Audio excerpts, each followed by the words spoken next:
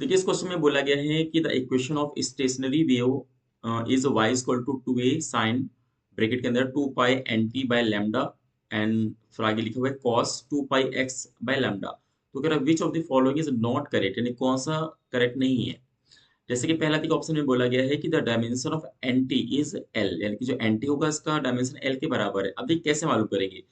अगर आपको बेसिक जो चैप्टर हमारा चैप्टर नंबर जो फर्स्ट है यूनिट डायमेंशन एंड मेजरमेंट, ठीक है, तो वहाँ पे तो देखिए यूनिट डायमेंशन मेजरमेंट में आपको सिखाया जाता है कि कोई भी हमारे जो ट्रिग्नोमेट्रिक फंक्शन होते हैं, चाहे वो साइन हो या फिर कॉस हो या फिर आपको टेन कॉट कुछ भी लेंगे या फिर कोई एक्सपोनेंशियल फंक्शन जो कि e की पावर में होता है या फिर लॉगरिथमिक फंक्शन लॉग के फॉर्म में होता है, इन सब का देखिए जो डायमेंशन होता है वो नहीं होता है, यानी कि वो डायमेंशनलेस हमारी क्वांटिटी माने जाते हैं। तो इसके जो ब्रैकेट में हमारी चीजें होती है देखिए ये भी हमारी क्या होती है, ये भी ओवरऑल डायमेंशनलेस होती है। यानी कि अगर देखा जाए तो इसके अंदर देखिए जो जो चीजें आपको दिख रही है ना साइन के अंदर, जैसे कि आप देखेंगे कि 2 पाई उसके बाद एंटी लिखा हुआ है अपॉन देखिए लैम्डा, ठीक है।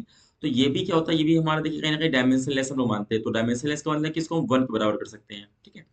और इसके आप देखते हैं कि 2 और पाई हमारे कांस्टेंट है, तो कांस्टेंट का हमारा इसमें कोई डायमेंशन तो होता नहीं है, ठीक है। इसको भी हटा सकते हैं। तो ये हो सकता है कि देखिए एंटी अपॉन जो लैम्डा है इसको हम लोग 1 के बराबर आप लिख सकते हैं। तो आप जानते हैं लैम्डा कहीं ना कहीं वेवलेंथ होती है और इसकी जो डायमेंशन होती है वो एल होती है। तो अगर हम लैम्डा को उधर लेके जाएंगे तो देखिए आपको पता चल गया जो एंटी की डायमेंशन है ना वो देखिए एल के बराबर आ जाएगा। तो इसका मतलब है कि ये जो हमारा है ये ऑप्शन तो सही है, आपको पहचानना है कि जो गलत है, लेकिन अभी आपको ये आपका मतलब ये ऑप्शन राइट है तो हमारा ये आंसर नहीं हुआ।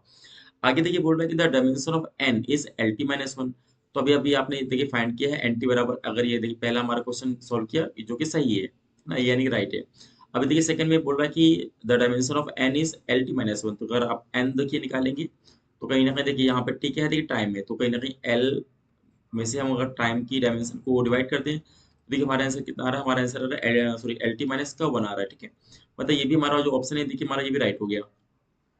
फिर आगे बोल रहा है कि the dimension of N by lambda is T, यानी अगर आपसे पूछा जाए कि अगर एन बाई लैम्डा अगर हम लोग निकालें तो कह रहा है क्या उसकी डायमेंशन टी के बराबर है।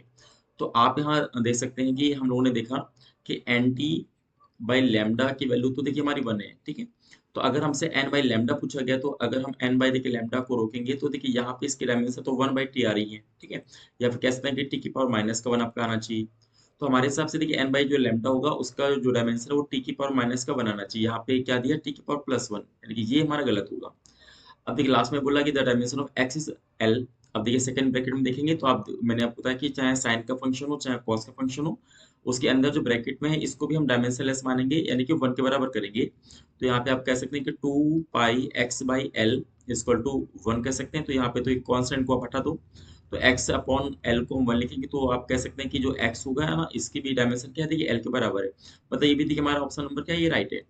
तो देखिए यहाँ पे आपको पहचानना था गलत कौन है। तो देखिए गलत हमारा कौन सा है, तो थर्ड हमारा ऑप्शन नंबर गलत है। तो आपका जो टिक लगा के आपको आना है वो आपको थर्ड वाला यहाँ पे करेक्ट आना है, ठीक है।